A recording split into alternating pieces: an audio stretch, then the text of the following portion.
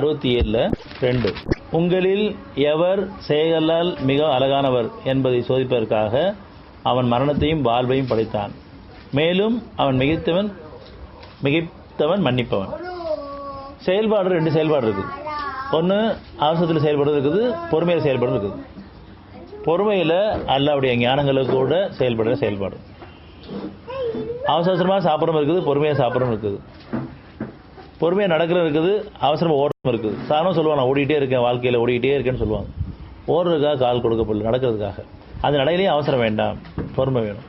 அதனால் எல்லா வகையிலையும் பொறுமையோடு செயல்பட்டுன்னு சொன்னால் அது அழகான செயலாக இருக்குது. பொறுமையோடு பேசணும்னு சொன்னால் அழகான பேச்சாக இருக்குது. பொறுமையோடு நம்ம ஒவ்வொரு காரியம் செய்யும்போது அழகான செயலாக இருக்குது, சுகமான அனுபவமாகவும் இருக்குது. ஆனால் அவசரத்தில், வேகத்தில், உணர்ச்சியில் செயல்படும் போதெல்லாம் அது சோர்வையும் கலப்பையும் ஏற்படுத்துது.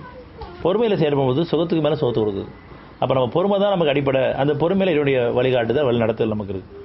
உங்களில் எவர் செயலால் மிக அழகானவர் என்பதை சோதிப்பதற்காக நல்ல செயல் வேணும்னு சொன்னால் பொறுமை தான். பொறுமையில் தெளிவான விளக்கங்கள், அதனுடைய ஞானங்கள், அதோட வழிகாட்டுதல், வழி நடத்துதல் எல்லாமே சுகமாக இருக்கும். சோர்வோ கலைப்போ அதில் இருக்காது. சாப்பிட்றதே ஒரு பெரும் போராட்டமாக இருக்குது. சார் அவசரமாக சாப்பிடணும் காரணமாக நமக்கு தான் சாப்பிட்றோம், அவசரமாக சாப்பிட்றோம், வேர்த்து விறுத்து போயிடுது. அதுக்கு நம்ம தத்துவத்தில் என்ன சொல்லுவோம்னு சொன்னால் உண்ட மயக்கம் தொண்டனுக்கு உண்டுன்னு சொல்லுவோம். சத்தியம் என்ன சொல்லுதுன்னு சொன்னால் சோறு கலைப்பு தீங்கிறதுக்கு தான் உணவு.